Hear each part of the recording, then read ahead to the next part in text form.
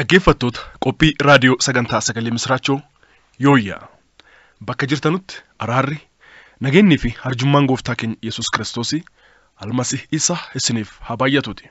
Guyyaadhaa seenaa dhugaa jiraataa biyya Naayijeeriyaa kan ta'e Amaanu'eel Amoos qabannee isiniif dhiyaanneerra. Amaanu'eel Amoos gooftaa Yesuusitti osoo amanee hin fayyin duratti ergamaa seexanaa ta'e isaan jireenya dukkanaa sukkanneessaa keessa dabarse waan hojjetaa ture. Mala seexanni kiristaanota balleessuuf irratti hojjetu nuuf diidessaa nutti hima.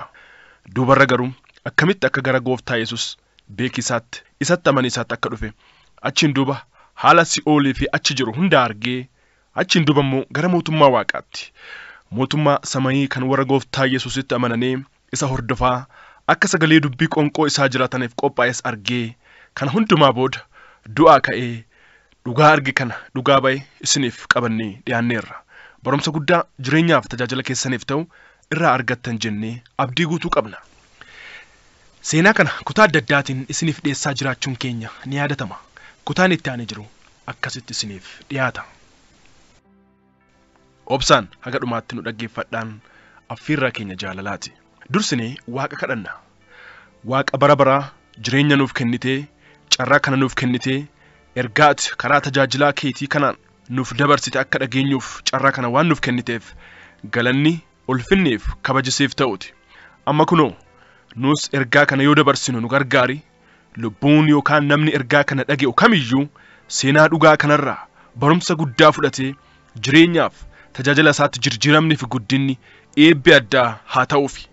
Namni haarinni kan gooftaa Yesuus hin beeknes ergaa kana dhaga'ee gara fayyinnaatti akka dhufuuf Waaqa hafuura keetti qulqullichaan isa gargaare. Karoorri fi hojiin seexanaa kamiyyuu kan diigame haa ta'uti. Kana hundumaa waan gootuuf galatoomi. Maqaa gooftaa Yesuus Kiristoosiitiin akkas jennee walii galleessi kadhannaa. Ameen.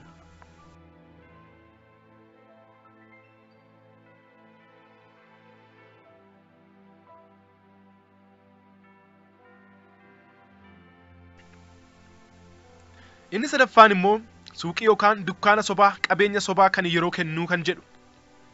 Namootni qabeenya barbaadanii gaafa gara keenya dhufanu dubartiin akka isaan hin tuqneef akeekkachiisa addaa kennamee fi qubeen yookaan qubeellaan yookaan qalabatiin harkaa kennamaaf. Miseensa keenya ta'uufis akka walii gal godhama. Waan nuti isaan jennu kana hundumaa yoo raawwate suuqiin isaa meeshaalee barbaachisoo ta'an adda addaatiin akka guutamu godhama. Gabaa addaa akka argatus godhama. Qabeenya addaa akka argatus godhama. Inni afuraffaan immoo qarshii kennuu jedha. Qarshii kennuu jedha. Namni tokko qarshii argachuuf jedhee gara keenya yoo dhufe akkas akka godhu ajajama. Qaama isaa keessaa qaama tokko akka kennu yookaan yoo ijoollee qabaate ilma dhiiraa yookaan obboleessa dhiiraa hangafas ta'e quxisuu akka fiduuf itti himama. Obboleessi inni fidu sun garuu garaa yookaan gadaamessa haadha tokkooti kan bahan ta'uu qaba. Namni fidamu kunis harkuma nama geesse kanaatiin waan akka ilaallee yookaan mastaawotii keessatti waraanaan gaaddidduun yookaan fakkaattiin isaa akka waraanamu godhama. Dhiiga nama saniillee seexanni abbichuma ijjeessa santi deebisee itti gaafatamummaa cimaa jala galcha. Firoota isaa hundumaa ilaallee san keessa darban keessaa nama akka du'u barbaade san keessaa gaaddidduu isaa yoo waraanu namtichi sun lafa jirutti yoosumaa qoomamee tasa du'a. Garuu namni gaaddidduun isaa waraanamee bakka jirutti akka du'u barbaadame kun nama gooftaa Yesuusitti amanee dhugaan isa hordofatu yoo ta'e hojiin seexanaa kamiyyuu isa argachuu hin danda'u. Seexanni kiristaanota akkamitti akka lolu. Efesoon boqonnaa isaa 6:12 irratti sagaleen dubbii Waaqaa akkas jedha. Haxxummaa yookaan maltummaa seexanaa akka mormuu dandeettanuuf meeshaa lolaa kan hafuuraa kan Waaqaa guutummaatti hidhadhaa. Nuti namoota foon uffatan waliin mooti wallaansoon keenya garuu humnoota aangoo qabanii fi gooftummaa qaban warra bantii Waaqaa keessaa biyya lafaa isa dukkanaa keessa jiran loltoota hafuurota hamaa san waliinii jedha. Akkaatuma qajeelfama Luusiferirraa yookaan seexanarraa nuuf kennameen kiristaanota loluu isaaf karoora baafannee hojiitti galle. Tokkoffaa dhukkuba facaasuun, lammaffaa maseenummaa facaasuun yookaan babal'isuun, sadaffaa kiristaanonni mana jireenyaatiif akkasumas waldaa kiristaanaa keessatti akka isaan hin kadhanneef muusuu yookaan hirriiba yookaan dadhabbii isaanitti baceessuun isaanitti baay'isuun sagalee Waaqaa akka isaan hin dhageenye gochuun Afuraffaa hamiin yookaan jibbaan yookaan sabaan yookaan sadarkaa barumsaatiin yookaan ilaalcha adda addaatiin wal qoqqoodisa waldaa kiristaanaatiif kiristaanota gidduutti baceessuun waligaltee dhogguu wal jibbuu baay'isuun jaalala gidduu isaaniitii balleessuu. Shanaffaa kiristaanotni akka hin o'ine yookaan akka hin qabbanoofne deellaqaa yookaan bu'aa'aa ta'anii akka jiraatan godhiisaan jireenya wal makaa jiraachisuun. Jahaffaa kiristaanotni sagalee dubbii waaqaa akka hin dubbifan akka hin dhageenye dhaga'ulle akka hin jaalanne walumaa galatti yaada akeekaaf karoora waaqi isaaniif qabu sagalee dubbii isaa kitaaba qulqulluu keessatti kan barreeffame akka hin beekneef godhiisaan beekumsa sagalee waaqaa dhabsiisiisaan yeroo isaanii bakka hin taanetti waan jireenya bara baraatiif isaan hin qopheessinetti yeroo isaanii akka fixatan sagalee waaqaatiif garuu fedhiif yeroo akka hin qabaanne godhiisaan. Torbaffaa kiristaanotni jireenya isaaniitiin haasawaa isaaniitiin haala uffannaa isaaniitiin haala adeemsaaf hojii isaaniitiin fakkeenyummaa amala gadhee yookaan amala kashlabbee akka qabaatan godhiisaan maqaa isaanii xureessuun fudhatama dhabsiisuun akkasumas jireenya wal makaa waaqa hin gammachiisne akka jiraatan gochuun namoota haaraa silaa gara gooftaa dhufanii amanuuf jiranutti gufuu akka ta'an gochuun. Akkasumas 8ffaa fuulduratti fooniin namoota adda addaatti fayyadamnee isaan lolisaa fi kan kana fakkaataniin isaan balleessuuf karoorfannee irratti hojjenna. Warra asii olitti tuqi keessaa lamaan isiniif ibsuu barbaada. Tokkoffaa fooniin loluu kan jedhu meeshaa televezyiinii fakkaatu kan addaanaaf kennameen lubbuu haaraa gara gooftaa dhufte in arga.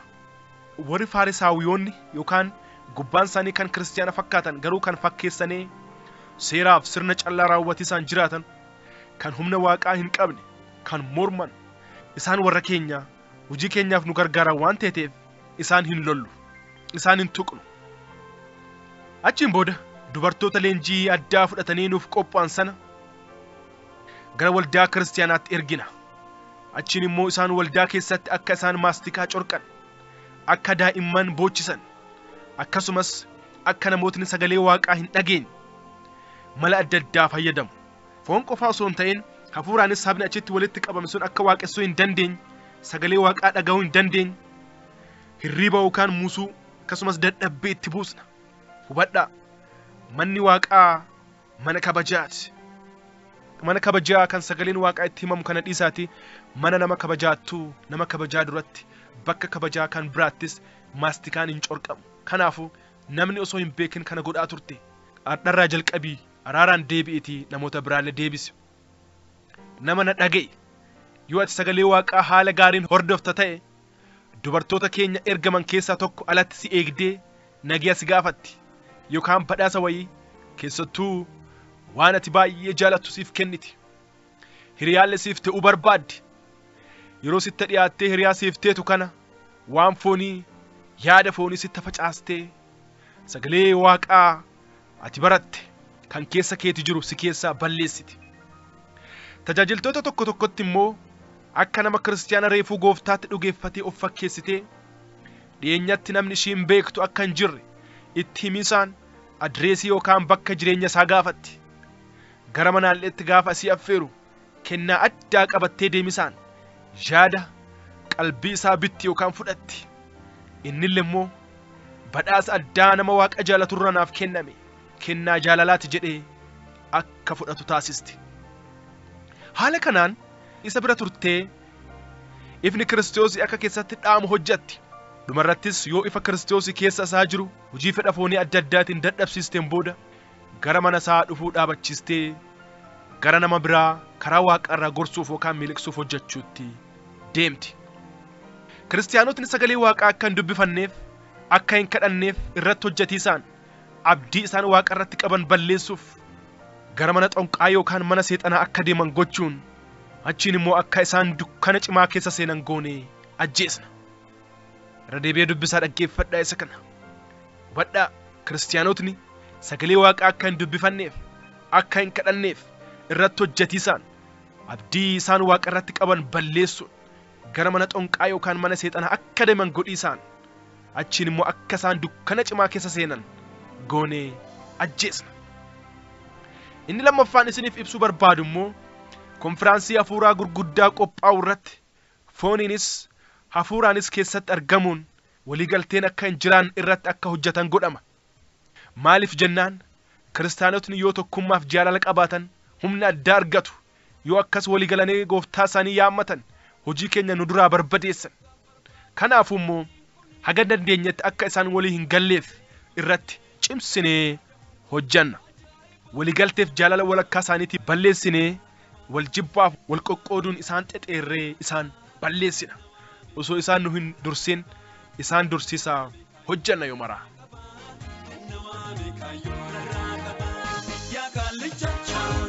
Ya Sitana, ciao ciao, ya Dabtana, ciao ciao, ya Tiban, ciao ciao, ya Mortu, ciao ciao, ya Hattu, ciao ciao, ya Arage, ciao ciao, ya Tati, ciao ciao, ya Sijana, ciao ciao, ya Machi, ciao ciao, ya Chukku, ciao ciao, ya Susi, ciao ciao.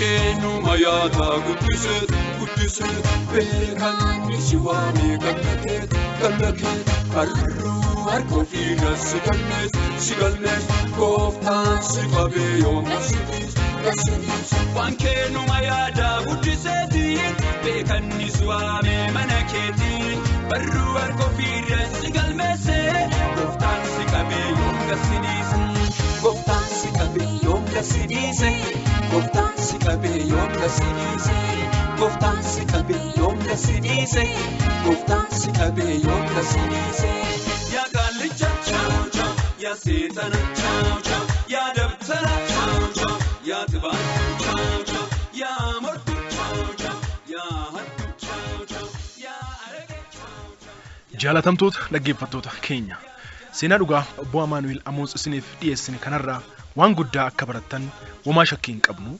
Sagantaa keenya guyyaa dhallee kanumaan fixanna. Kana booda maaltu ta'a laata? Kutaa kanatti aanee jiru sagantaa keenya dhufurratti qabannee isiniif dhiyaanna. Osoo addaan hin kutin namoota biraas affeeraatii waliin nu dhaggeeffadhaa isiniin jenna. Ani kan isin waliin ture Wandimmaa Gany Uddeessaa Bidireeti. Sagantaa keenya kanarratti yaada qabdanuuf gaaffii kitaaba qulqulluu akkasumas kadhannaaf karaa lakkoofsa moobaayilii 09 13 71 0868 nuuf bilbilaa yookaan nuuf barreessaa.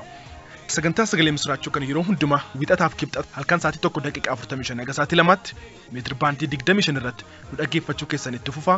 Sagantoota biraas akkasuma guyyaa hundumaa dhaggeeffadhaa.